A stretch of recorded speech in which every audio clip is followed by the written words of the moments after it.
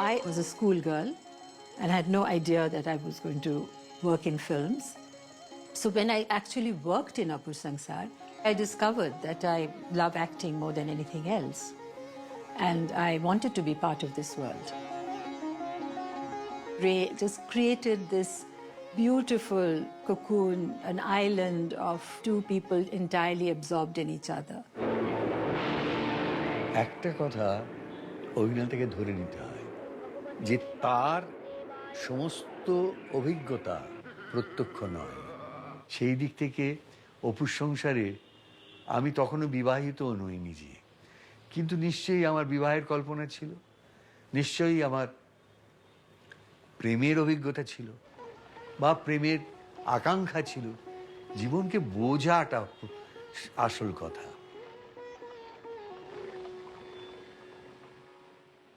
অপরাজিতর আগে সত্যজিৎ রায়ের কাছে পৌঁছেছিলাম। অপরাজিতের জন্য তখন অপু খুঁজছিলেন, অ্যাডোলেসেন্ট অপু, যে কলেজ যায় সেরকম, যে গ্রাম থেকে কলকাতায় বাস করতে এসেছে, এবং আমাকে ওর কাছে নিয়ে যাওয়া হয়, কিন্তু আমি তখন তার জন্য নির্বাচিত হইনি। আমি একটু বড় ছিলাম, আর একটু লম্বা ছিলাম। পরশ পাথরের সেটে একদিন এবং জলসাঘরের সেটে একদিন আমাকে ডেকেছিলেন মানে শুটিং দেখার জন্যে। এবং যেদিন জলসাঘরের শুটিং দেখতে আমি যাই, তো আমার ডিউটির সময় হয়ে গিয়েছে বলে আমি ওর কাছে গিয়ে বললাম, সত্যজিৎ রায়ের কাছে, যে আমি এবার যাব, আমার কাজ আছে। তো বললেন, বেশ আসুন, আপনার সঙ্গে ছবি বিশেষের আলাপ করিয়ে দিই। ছবিদা, এই আমার অপুর সংসারের অপু। আমার কেন মাথাটা ঘুরে গেল, আমি তো এটা বুঝতেই পারিনি আগে যে এই জন্যই আমাকে উনি খুব রেখেছেন। Working in film was not considered a good thing. It was a corrupting influence in a good middle-class family. But Ray was an exception. He had already won many international awards, and he was well respected. I think he was looking for a very young person and a new person, because there was no such actor available then to him. I think there was his scouts in front of my school, and they may have followed me home, and he did screen test and took some stills, made me wear a sari and did my hair differently, and so I passed the test. অপুর মানে সম্বন্ধে, অপুর চরিত্রটার একটা ধারণা দুটো foolscap কাগজে উনি লিখে দিয়েছিলেন আমায়, এবং আমার নিজের থেকেও কিছু প্রস্তুতি কাজ আমি করেছিলাম। আমি অনেকটা ওই স্টানিস্লাভস্কি মেথডে অপুর একটা বায়োগ্রাফি তৈরি করেছিলাম, ডায়েরির ফর্মে। যে যে সময়ে চিত্রনাট্যের ভেতরে অপুকে দেখা যাচ্ছে না, টাইম ল্যাপস হচ্ছে, সময়ের অবলোপ হচ্ছে, সেই জায়গাগুলোতে অপু কী করছিল, কোথায় ছিল, কেমনভাবে ছিল, আমি সেই সবগুলো বায়োগ্রাফিক্যালি লিখেছিলাম। এটা যার থেকে আমি অপুর একটা সমগ্র ধারণা তৈরি করতে পারি। এই কাজটাই কিন্তু আশ্চর্য হচ্ছে যে সত্যজিৎ রায় আমাকে মানে ডিসকারেজ করেননি। উনি তো ছেলে মানুষই, আমার তো সত্যিই খুব ছেলে মানুষ, আমি ছেলে মানুষ বলে উড়িয়েও দিতে পারতেন, দেননি। বরঞ্চ আমাকে আরও প্রভোগ করতেন। আচ্ছা, তুমি যে এটা লিখেছো, এটা না করে অপু তো এটাও করতে পারে, ও হয়তো সেই সময় সিনেমা গিয়েছিল, এইরকম সব কথা বলতেন।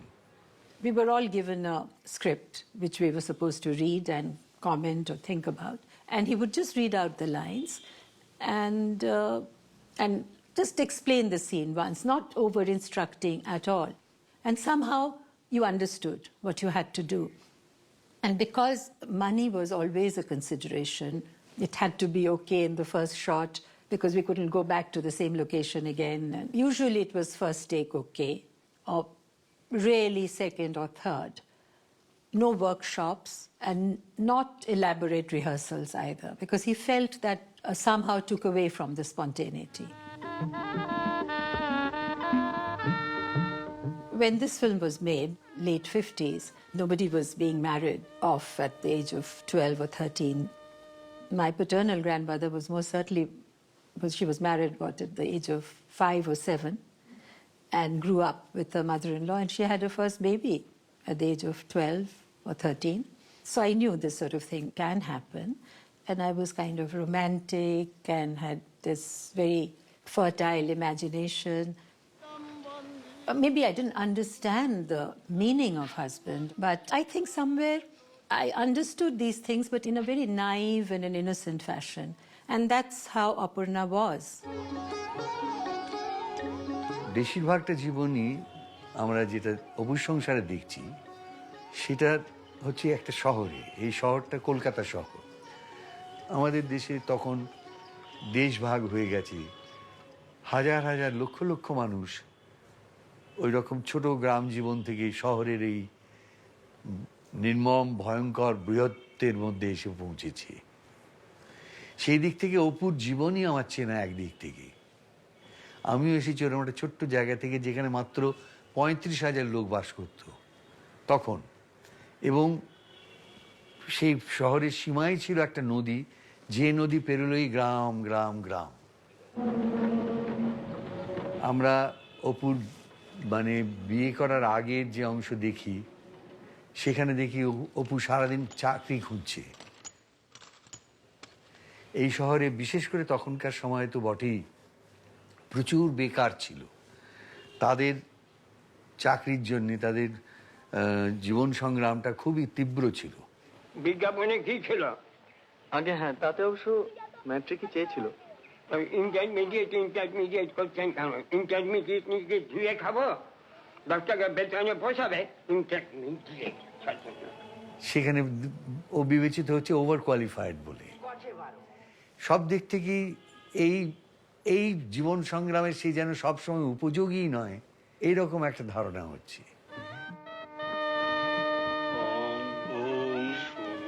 এই যে জীবনের বোধ, এইগুলো তার সম্পূর্ণ হতে থাকে তারই বিয়ে করে সংসার পাতার সময় থেকে। What is difficult to understand for a non-Indian audience is how they get married. The concept of arranged marriages, and this is even beyond that, because she's supposed to get married to somebody else. How can you suddenly say yes to such a bizarre situation when you are not doing well yourself, you have no money, you're living in one little room, how can you acquire a wife? But the romance itself, I think, communicates extremely well, and I don't think anybody finds it difficult to accept or finds it alien or different. In fact, everybody wants to be like them. My very first day's shooting was the scene where Opu brings her home to Kolkata. While we are waiting behind the closed door, Soumitra asked me, "Are you feeling nervous?" So I said, "No, why should I feel nervous?" And then Ray's voice rings out, start sound, camera, action. And I walk in and he says, "One step forward, look up, look right, raise your shoulders, sigh, cut. Excellent, next shot." Aparna had no idea what was waiting for her on the other side of the door, and nor did I. And both of us were entering a new world.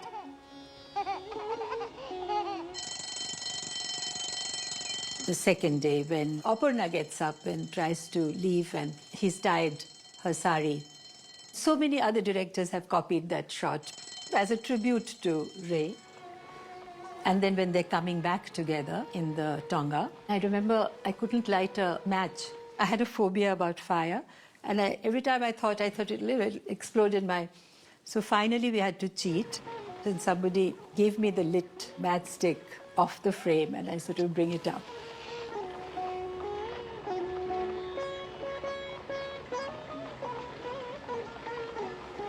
I think it's a beautiful moment in the film. Bansi চন্দ্রগুপ্তের set বা তার art direction, এটা তো বলা যায় যে সত্যজিৎ রায়ের যে সমস্তগুলো সব থেকে বড় বড় অস্ত্র তার মধ্যেই একটা। এবং ওদের ওই সত্যজিৎ রায় এবং বংশীর ওদের যে অন্য ধরনের ছবি করার ইচ্ছে ছিল সেটা আমি ওদের কাছে শুনতাম।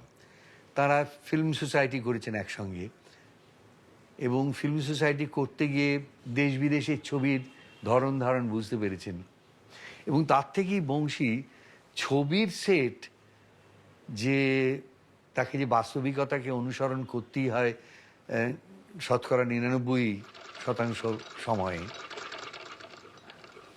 একটা জিনিস যে ধরুন অপুর সংসারে অপুর যে 3 তলার উপরের ঘরটা, সে নিচে দিয়ে সিঁড়ি দিয়ে উঠে আসছে, ওপাশে এক ছাদ দেখা যাচ্ছে, কিন্তু দরজার ভেতরে পা রাখা মাত্র সেট। এখন এই সেটটা যে 100% রিয়েল বলে মনে হওয়ার পেছনে দুজন লোক কাজ করছে।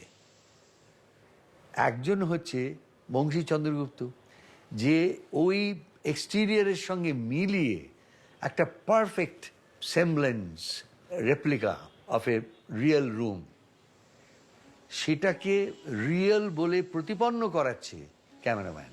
সেটা লাইটিংটা এমন করছে যে ঠিক বাইরের থেকে যে লাইট এলে এখানে হতে পারে, সেইটিকে সে total recreation of that light সে তৈরি করছে।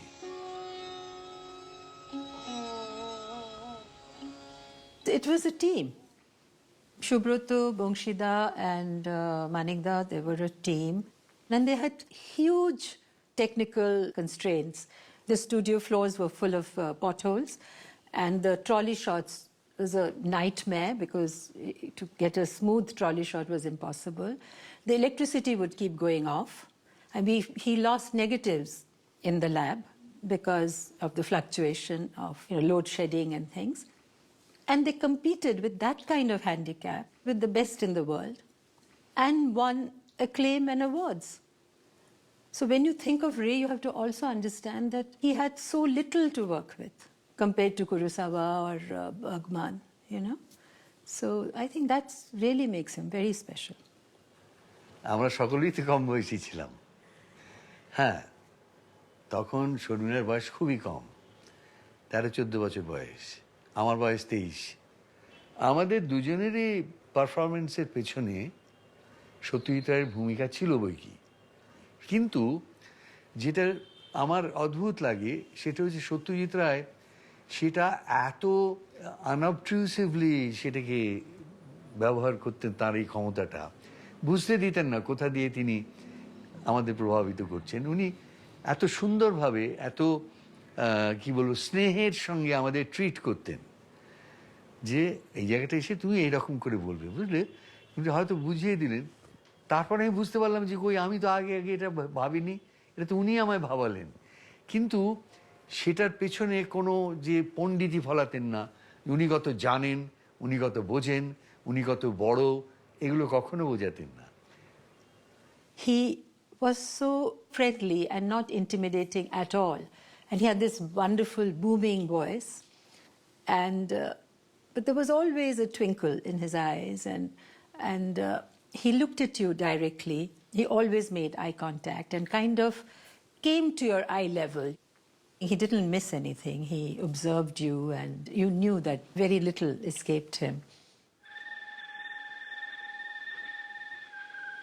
Long after a film is over, the spectators are left with this unshakable optimism, which is paramount in Ray's films. It's, that essential humanism. He had brought so much prestige and recognition to Bengal, and he built this bridge between his beloved Bengal and the rest of the world. It's part of our consciousness, part of our discourse, even today.